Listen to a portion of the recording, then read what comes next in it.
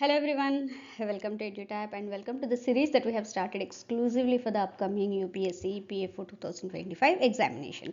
As part of which हम लोग करेंगे 15 MCQs a day. Okay and उसमें आज हम लोग करने वाले हैं labour laws, contract labour regulation and abolition act 1970. ये पार्ट 1 है हम जो करने वाले हैं. And now why is this series important? Now be it UPSC PFO APFC का एग्जाम और इट इज ईओ और एओ का एग्जाम, दोनों के लिए ये बहुत ही इंपॉर्टेंट है. व्हाई? बिकॉज कि टोटल 120 क्वेश्चंस में around 15 questions are asked from these topics only, and which is actually a very good number, and given that context इसका weightage भी high है and also scoring potential भी high है. अगर सही से basic level से भी हम लोग अच्छे तरीके से ये सारे कर लेंगे तो 10+ questions आप आराम से solve कर सकते हो. Okay, so if you are really आप seriously prepare कर रहे हो तो I suggest you to watch these sessions regularly. Okay, and moreover we are expecting the notification of UPSC EPFO 2025 very soon, so hope you utilize these sessions very efficiently. Let's get into the questions now. So यहाँ पे सबसे पहला question आता है हमारा contract labour के objectives के बारे में.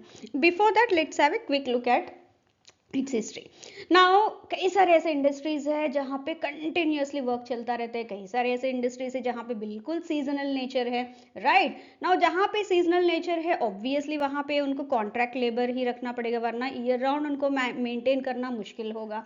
सो जैसे जैसे इंडस्ट्रियलाइजेशन होता रहा 19th एंड 20th सेंचुरी में, अकॉर्डिंगली धीरे धीरे टाइप ऑफ एम्प्लॉयमेंट, मतलब लेबर को किस तरह से रखना है, परमानेंट रखना है, कैजुअल रखना है, कॉन्ट्रैक्ट पे रखना है, उस तरह से अलग अलग तरीके के लेबर वो आया है. In order to protect the rights of those who are being employed on contract basis, उनके लिए एक्सक्लूसिवली ये एक्ट बनाया गया है. So the contract labour regulation and abolition act 1970 majorly aims to regulate the employment of contract labour and provide for its abolition in certain circumstances. क्योंकि जहां पे continuity है रिक्वायरमेंट, वहां पे कॉन्ट्रैक्ट पे लगाना नहीं, क्योंकि कई बार ऐसा होता है कि इंडस्ट्रियलिस्ट अपना वो बचाने के लिए, मतलब कुछ सेव करने के लिए, जहाँ पे कंटिन्यूसली रिक्वायरमेंट है वहाँ पे भी कॉन्ट्रैक्ट पे लगा देते, क्योंकि उनके कंडीशंस अलग है, उनको बोनस वो सब कम मिलेगा या नहीं मिलेगा, उस तरह से रहता है. तो in order to avoid that, मतलब लेबर को बिल्कुल अपने राइट्स का सही से यूटिलाइज हो and they should get what they उनका राइट जो है वो मिलना चाहिए, उसकी वजह से इंडस्ट्रीज में उनको रेगुलेट करना ही पड़ेगा. एंड फ्यू इंडस्ट्रीज में जहां पे इसकी रिक्वायरमेंट नहीं है, ओके, तो वहां पे इसको एबॉलिश करना पड़ेगा. सो इन दैट वे एक बैलेंस्ड नेचर के लिए they have come up, Indian government has come up with this act. जैसे आईएलओ ने भी इंटरनेशनल लेवल पे अपने स्तर पे उन्होंने काम किया है related to contract labour, so India ने भी अपने इसमें अपने रिक्वायरमेंट के हिसाब से किया है. So here as I have said earlier also, it aims to regulate the employment of contract labour and provide for its abolition in certain circumstances. Which of the following is not a circumstance where abolition of contract labor may be considered? Where the work is perennial in nature and is necessary for the functioning of the establishment, obviously वहां पे इसकी जरूरत नहीं है. Okay, where the work is done in a core activity of the establishment, core मतलब obviously चलते ही रहना चाहिए, तो यहाँ पे भी नहीं चाहिए उनको. where the contractor is not registered or has violated the provisions of the act, उनके लिए तो है ही नहीं ये. okay, where the work is of seasonal nature and can be done by regular employees, यहाँ पे जहाँ पे भी seasonal nature है वहाँ पे ये is not a circumstance where abolition of contract labor may be considered, वहाँ पे ये चाहिए. तो hence D is the correct answer in this case. Moving on to our next question. So consider the following statements regarding the applicability of the Contract Labor, that is Regulation and Abolition Act 1970. Which of the statements given below is or are correct? So that applies to establishments where 20 or more workmen are employed or were employed on any day of the preceding 12 months as contract labor. So yes, this is true. ये true है, 20 members या उससे ज़्यादा है workmen, तो definitely it would be applicable for them. Along with that, अगर contractor भी कर रहा है प्रिंसिपल एम्प्लॉयर ही नहीं, दैट इज एस्टेब्लिशमेंट्स ने अगर कॉन्ट्रैक्ट लेबर कॉन्ट्रैक्टर भी ऐसे कॉन्ट्रैक्ट लेबर को लेके आ रहा है, उनके लिए भी 20+ रहेगा, तो definitely that these all the rules and regulations of this act would be applicable for them. The act extends to establishments performing only intermittent or casual work. यहाँ पे एक्चुअली abolished है, इनके लिए जरूरत है ही नहीं क्योंकि वहां पे कॉन्ट्रैक्ट लेबर ही चाहिए, right. So it's not completely abolished, regulation वाला वो यहाँ पे रहेगा. But it is applicable to those establishments, मतलब जहाँ पे अबॉलिश होना चाहिए, मतलब फुल टाइम बड़े एस्टेब्लिशमेंट्स के लिए जहाँ पे कंटिन्यूस वर्क चल रहा है. And it is applicable to these establishment where intermediate और कैजुअल वर्क होगा, क्योंकि यहाँ रेगुलेट करना चाहिए. So it is applicable to all. So this is the false statement. The determination of whether the work is intermittent or casual labor is decided by the appropriate government after consultation with the central or state board, and the decision is final. Yes, accordingly only they will decide. So this is true. So here both 1 and 3 are only true. B is false in this case. Okay. So moving on to our next question. So it's from the same section 1 of the Contract Labor Regulation and Abolition Act 1970, related to the nature of work that deemed to be intermittent. जहाँ पे permanent है वहाँ पे abolish होना चाहिए contract labour, जहाँ पे intermediate है वहाँ पे रेगुलेट करना चाहिए इसको, so that their rights can be protected, right. So उसी के बेसिस पे किस तरह के काम को हम लोग इंटरमीडिएट या टेम्पररी बोलेंगे, या किस तरह के काम को हम लोग परमानेंट बोलेंगे, उस डेफिनेशंस किस तरह से होंगे यहाँ पे. Okay, so work performed for more than 120 days in the preceding 12 months is not considered intermittent. Yes, because they are permanent. 120 days से ज़्यादा हुआ है कोई भी काम of any nature, then that would be considered as permanent, and वहाँ पे contract labor को नहीं लगा सकते. So this is true. Seasonal work performed for more than 60 days in a year is considered intermittent. No, seasonal work जब भी 60 days के अंदर वो खत्म कर रहे हैं by any reason, then we have to consider that particular work as intermittent, and जहाँ पे ये contract labor का regulation लागू होता है. So here only one is true, the first statement is true, so only one only is true in this case. So A is the correct answer when it comes to किस तरह के कितने days का work को हम लोग इसमें consider कर रहे हैं. Coming to the next question. A person who supplies goods or articles of manufacture to an establishment but does not undertake to produce a given result through contract labor is considered as a contractor under the Contract Labor Regulation and Abolition Act 1970. Which of the following is true? So here, see, when it comes to the definitions, okay, अगर हम लोग definitions का देखेंगे, contract labor मतलब he is that workman who shall be deemed to be employed as contract labor when he is hired in such a work by or through a contractor, मतलब by the contractor or through the contractor. Through the contractor जहाँ पे establishment है वहाँ पे principal employer वो सब भी रहेंगे, कॉन्ट्रैक्टर वो खुद ही करवा रहा है काम. इन सच केस अगर प्रिंसिपल एम्प्लॉयर को जानने की भी जरूरत नहीं, विथ और without the knowledge of the principal employer, that particular labour is considered as a contract labour.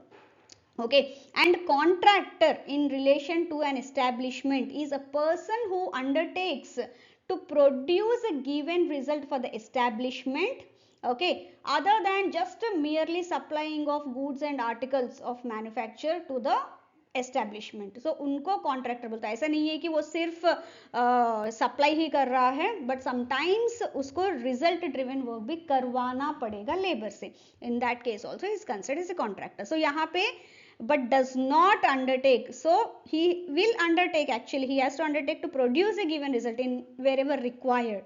Okay, so this statement is false, as the definition of contractor excludes a person who merely supplies goods or articles of manufacture, because that person also has to undertake to produce a given result through the contract labor. Okay, तो उसी ऐसे ही person को हम लोग contractor बोलेंगे as per this act. So here the correct answer is B. Moving on to our next question. Which of the following statements regarding the terms controlled industry and principal employer as defined under the relevant labor laws is or are correct? क्योंकि कई सारे labor laws में हमें ये देखने को मिला था.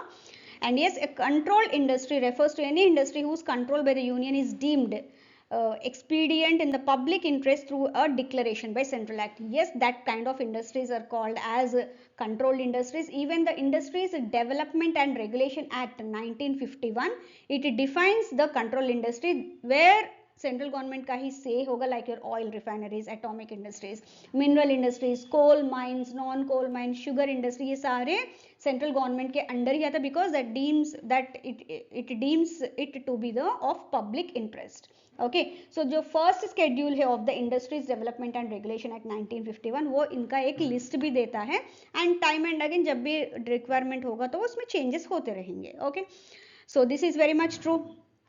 Now, in relation to a factory, the principal employer is always the owner or occupier regardless of whether a manager is named under the Factories Act. जहाँ पे भी मैनेजर को हम लोग Factories Act 1948 में मेंशन कर रहे हैं, then he or she is considered as the principal employer. Okay, so principal employer factory के लिए ओनर भी हो सकता है, ऑक्यूपायर ऑफ द फैक्ट्री भी हो सकते हैं, और the person who has been named as a manager of the factory.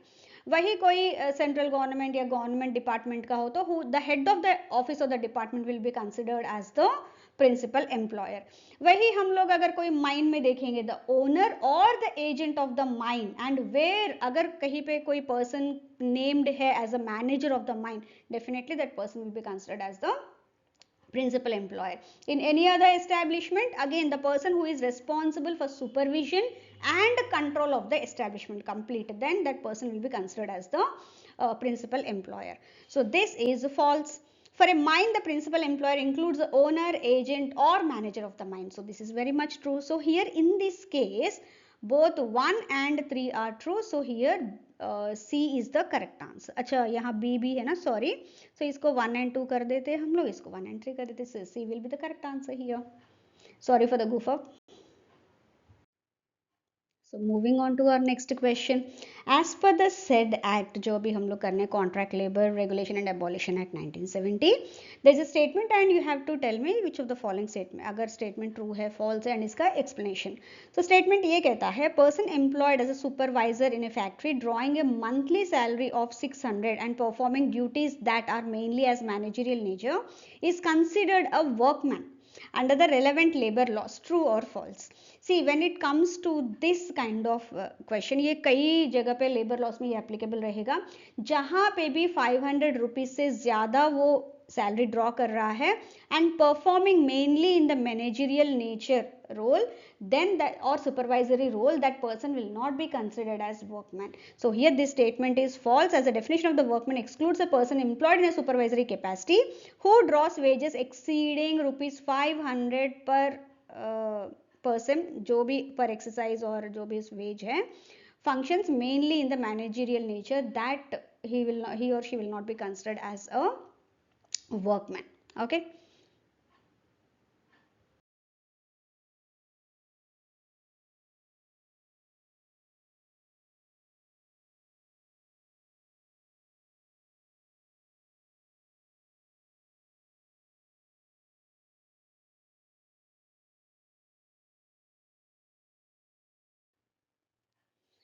So moving on to our next question. यहाँ पे हम लोग सेक्शन 3 का कर रहे हैं, जो सेंट्रल एडवाइजरी बोर्ड का जो फंक्शन है, किस तरह से वो ऑर्गेनाइज होता है, वो सब देखेंगे. So now it is a central government that shall constitute the central advisory contract labour board majorly to advise the central government on any matters arising out of the administration of this act. किस तरह से करना है and उसको किस तरह से अगर कुछ चेंजेस लाना है तो किस तरह से करना है, वो सब सेंट्रल एडवाइजरी बोर्ड के अंडर ही रहता है. ठीक है. And now which of the following statements regarding the central advisory contract labor board under section 3 of the Contract Labor Regulation and Abolition Act 1970 is or are correct? The board advises the central government on matters related to the administration of the act and performs functions assigned under the act. Okay, उनका regulation ये सब वही करते हैं ना. Board का composition क्या क्या है, एक तो चेयरमैन होगा who is appointed by the central government and ex officio member भी रहेगा, and who happens to be the Chief Labor Commissioner Central. He'll be serving as an ex officio member of the board. उसके बाद members होने चाहिए जो it should not exceed 17 members, not greater than 17 but not less than 11 as well. Greater than 17 नहीं होनी चाहिए and less than 11 नहीं होनी चाहिए. Total number of members. Now उसमें कौन कौन रहेगा? सेंट्रल गवर्नमेंट रिप्रेजेंट कर सकता है, उसको रिप्रेजेंट करने के लिए वो नॉमिनेट कर सकता है, जैसे रेलवेज का है, कोल इंडस्ट्रीज का है, workman, contractors, as per the requirement of that particular industry, वो उनको इसमें रिप्रेजेंट करवा देगा सेंट्रल बोर्ड में. And the number of members representing the workman, क्योंकि ऐसा नहीं है कि सिर्फ एम्प्लॉयर की तरफ से ही नहीं, ओके, एम्प्लॉयज का भी, जो वर्कमैन है उनका भी उसमें बोर्ड में members होने चाहिए. So the number of members representing the workmen must be greater than the number of members representing the principal employers and contractors. ऐसा नहीं है, दोनों का equal होना चाहिए. So this is a false statement. ये true statement है, ये true statement है. So in this case, as per the statements that have been given only 1 and 2 are true. So hence here A is the correct answer. No, अभी हमने central advisory board का देखा है, अभी state advisory board देखेंगे. State government इसको कर सकता है constitute and majorly to advise state government on any matters arising out of the administration of the said act and also functions सही से हो रहे हैं कि नहीं and all that everything will be carried out by this state advisory board. Okay, the State Advisory Contract Labour Board, constituted under the Section 4 of the Contract Labour Regulation and Abolition Act 1970, has a minimum of 9 and maximum of 11. Central वाले में क्या है? Maximum of 17, minimum of 11, right? Following members nominated by the state government to represent various interests. Okay, उस board पे जैसे वहाँ central government करता है, सेम यहाँ पे स्टेट गवर्नमेंट चेयरमैन होगा जो स्टेट गवर्नमेंट अपॉइंट करेगा, लेबर कमिश्नर एक्स ऑफिशियो होगा. अगर वो नहीं है उस स्टेट में तो वहाँ पे स्टेट गवर्नमेंट एक और ऑफिसर को नॉमिनेट करेगा. नंबर्स तो यहाँ पे हमने दे दिया है. एंड रिप्रेजेंटेशन सभी से सही से होना चाहिए, मतलब अगर वर्कमैन है, कॉन्ट्रैक्टर्स है and the employees, everything, workman in this case, वो सब सही से होना चाहिए. Now here the number of members representing workman should not be less than the number of members of the nominated to represent the principal employers and the contractors. थोड़ा ज्यादा भी होगा तो चलेगा लेकिन कम नहीं होना चाहिए, ठीक है. So it should not be less than the number. So here C is the correct answer when it comes to State Advisory Contract Labour Board.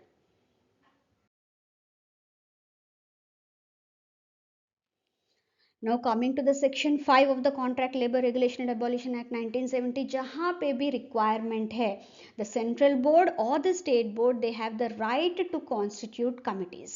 Okay, now जब भी कोई कमिटी अगर एस्टैब्लिश हुआ है उसके कुछ रूल्स एंड रेगुलेशंस है under this section 5. Now, under this section 5 of the said act, which of the following statements is or are correct regarding the constitution and functioning of the committees by the central or state board? दोनों में से कोई भी कर सकता है अपने requirement के हिसाब से. Committees may be constituted by the central or state board for any purpose it deems fit. अगर वहाँ रिक्वायरमेंट है, कुछ एक्स्ट्रा उनको इंफॉर्मेशन चाहिए या फिर कुछ डिस्कशन चाहिए, सही से उनको एक सॉल्यूशन चाहिए, तो उस टाइम पे वो different as per the industry they can constitute the committee and accordingly they can incorporate people. So this is very much true. Members of such committees are entitled to fees and allowances for attending meetings regardless of their affiliation with the government or any corporation. अगर वो already एक government corporation या government organization या institution के employee है, then they will not be entitled to any fees or allowances. वही बाहर से किसी बंदे को लेके आ रहे हैं to get some information और फॉर द कॉन्ट्रीब्यूशन, अगर कुछ टेक्निकलिटी है, कुछ कॉन्ट्रीब्यूशन चाहिए, उस टाइम पे अगर किसी बाहर के आदमी को other than from this government organisation और इंस्टीट्यूशन अगर लेके आ रहे हैं तो definitely they have to be paid as per the prescribed rules. उनको फीस एंड अलावेंसेज वो मीटिंग अटेंड करने के लिए and all that has to be paid and the procedures जो भी ट्रांजेक्शंस होगा that needs to be fulfilled. So this is false. So the time, place and procedure for committee meetings are determined as prescribed by the rules. Obviously वो होगा तो ही वो सभी आके मिल पाएंगे. So जो भी rules laid out है as per this section 5, so वो time, place, procedure किस तरह से वो start करेंगे मीटिंग को, कौन इनिशिएट करेगा, इनकी contribution किस तरह से कहाँ पे चाहिए, and everything would be predetermined and मतलब सब डिस्कस होने के बाद ही होगा. So yes, this is also true.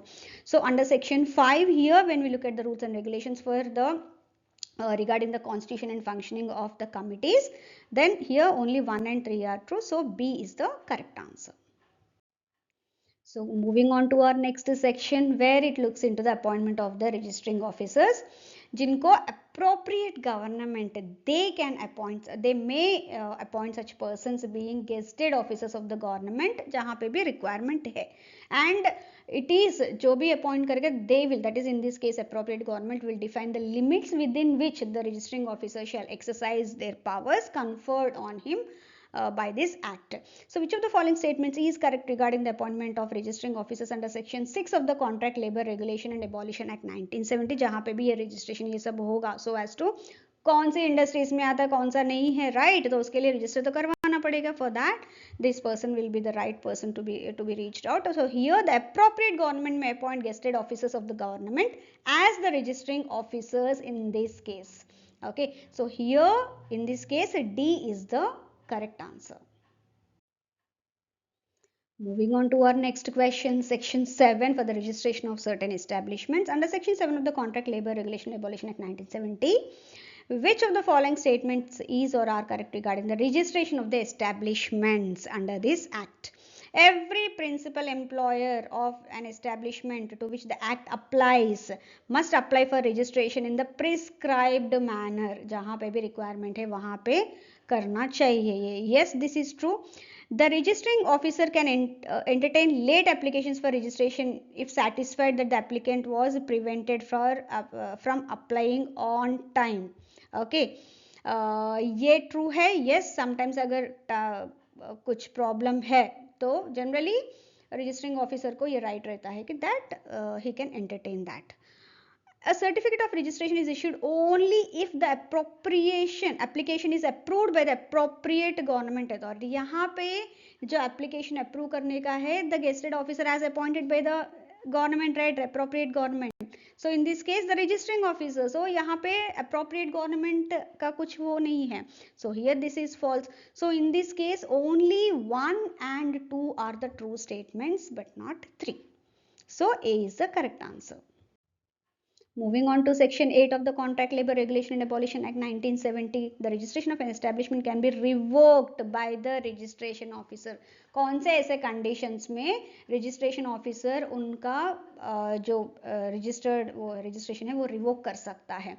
जब भी उनको लगता है कि the reason, जो भी reason के basis पे ये registration हुआ है वो useless है या ineffective है और उन्होंने कुछ गलत इंफॉर्मेशन देके ये किया है, in that case definitely he can revoke that. So here the registration was obtained by misrepresentation or suppression of material facts. In that cases the registration can be revoked by the registration officer.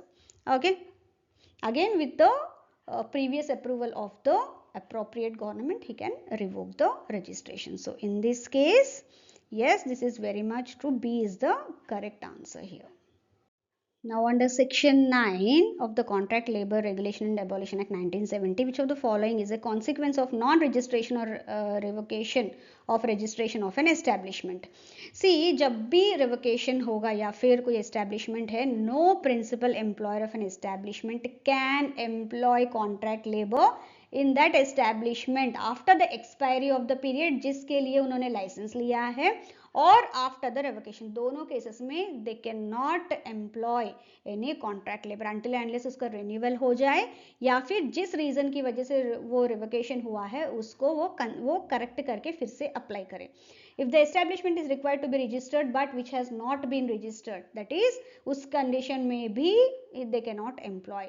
If an establishment whose registration has been revoked, in that condition also they cannot employ contract labor. कोई और रास्ता नहीं है, definitely they have to apply for the registration and get it licensed. So here the establishment, the principal employer is prohibited from employing contract labor in the establishment अगर उसके पास नहीं है licence या रजिस्ट्रेशन और रिवोकेशन हुआ है licence या registration का और एक्सपायरी हो गया है एग्जिस्टिंग लाइसेंस का. In these 3 cases. So here in this case C is the correct answer.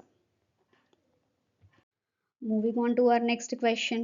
Under section 10 of the Contract Labor Regulation and Abolition Act 1970, which of the following factors must the appropriate government consider before prohibiting the employment of contract labor in an establishment? Contract labour को abolish कब कर सकते, मतलब उसको abolish कब कर सकते हैं जहाँ पे कंटिन्यूटी ऑफ वर्क हो, right. Okay, continuity of work जहाँ पे हो वहाँ पे उनको वो कॉन्ट्रैक्ट लेबर नहीं लगा सकते, राइट? उनको तो कंटिन्यूस वाला लगाना पड़ेगा क्योंकि दोनों के रूल्स अलग अलग है, रेगुलेशंस अलग अलग है। सो उनको क्या क्या फैक्टर्स है जो उनको देखना पड़ेगा before applying that. So whether the work is incidental और to do necessary for the industry, trade, business, manufacture, occupation carried out in the establishment, अगर वो इंसिडेंटल है वर्क और टेम्पररी है वो देखना पड़ेगा. True, very much.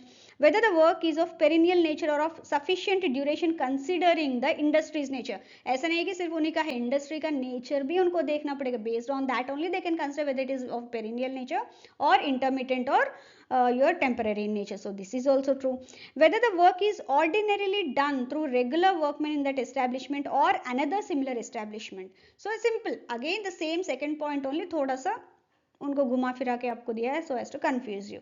सो ऑलमोस्ट इंडस्ट्री का जिस तरह से उसी तरह से वो देखेंगे, ऐसे नहीं कुछ एक्सेप्शंस की वजह से वो करेंगे. So this is also true. Whether the nature of the work requires the employment of a considerable number of full time workman. Okay, full time workman चाहिए या किस तरह से, based on that only they can take an decision. So this is also true. So in this case all these statements are true in considering the factors that must the appropriate government should consider before prohibiting the employment of contract labor in an establishment. They have to look into all these, only then they can say, they can consider this is prohibiting of the employment of contract labor, मतलब contract labor को prohibit कर सकती है. So in this case all these statements are true. Moving on to our next question, which of the following statements is correct regarding the appointment of licensing officers under section 11 of the Contract Labor Regulation and Abolition Act 1970. Now जहाँ पे भी licensing officers आएंगे, there the appropriate government is the person that can appoint such persons being gazetted officers of the government, जो already gazetted officers है government के, as the licensing officers who can provide licenses to the establishment. So here the appropriate government may appoint gazetted officers of the government as the licensing officers, and किस jurisdiction में काम करना पड़ेगा, उनके limits क्या है, क्या what are the powers that are there, all that would be mentioned as per provided by the government, that is appropriate government only who is appointing such licensing officers. So here in this case C is the correct answer. So friends, अभी तक हमने देखा है कई सारे जो इस act का जो कंटेंट है, हमने we have practised very well in the form of MCQs. So अभी now I would like to highlight one thing. See, EduTap has or it has launched few courses related to the upcoming UPSC EPFO 2025 examination, where students are targeting both APFC and EOR-AO or APFC or EOR-AO either. Okay, for the 2025 examination, what are the three courses that they are offering currently? Let's have a quick look at them. एक तो है master course. Now master course में क्या है, ये उन बच्चों के लिए बहुत हेल्पफुल रहेगा जो बिल्कुल नए हैं इस फील्ड में, मतलब अभी प्रिपरेशन नया शुरू किया है इन्होंने, and they want everything at one place, like the PDFs, videos, live classes, chapter quizzes, जो आपके टेस्ट क्विजेस है, सब कुछ एक ही जगह पे मिलेगा. एंड अलॉन्ग विद दिस आपको मेंटरशिप भी बहुत सही से मिलेगा, क्योंकि कुलदीप सर एवरी वीक आपसे ऑनलाइन मिलके आपके जितने भी डाउट्स है वो रिजॉल्व करेंगे. एंड देन क्योंकि इसमें बहुत सारा कंटेंट है तो कई बार हमें स्ट्रैटेजी बनाना भी थोड़ा मुश्किल होता है. That also will help you out कि किस तरह से कंटेंट को यूटिलाइज करना है आपको, so that you can use it very efficiently. Okay, now next आता है टेस्ट सीरीज प्लस. नाउ इसमें क्या है, कई सारे बच्चे ऐसे होते हैं कि थोड़ा प्रिपरेशन वो अपनी तरफ से भी कर रहे हैं, बट कुछ सब्जेक्ट्स ऐसे हैं जो उन्होंने कभी पढ़ा नहीं होगा, तो उनको थोड़ा हेल्प चाहिए. लाइक कभी फॉर एग्जांपल पॉलिटी हो गया, for example labour laws and industrial relations. उसमें क्या है, बच्चे कुछ स्पेसिफिक सब्जेक्ट्स ले सकते हैं along with that test series भी, सो दैट उनका प्रैक्टिस भी हो जाए सभी सब्जेक्ट्स का. नाउ थर्ड कोर्स है आपका टेस्ट सीरीज. ये उन बच्चों के लिए जो ऑलरेडी एक बार एग्जाम दे दिए या फिर पूरा प्रिपरेशन खुद से ही कर रहे हैं, but now they want some practice questions and एक रियल एग्जाम का फील मिले, उस तरह के मॉक टेस्ट. सो वो सब आपको इस कोर्स में मिलेंगे. सो ये 3 different types of courses are there, and if you have any queries you can reach out to any of the personal of EduTap and get your doubts clarified before taking an informed decision of purchasing any of these courses. Thank you very much, friends, and I hope you really have liked this session. See you all in the next session very soon. Thank you very much once again.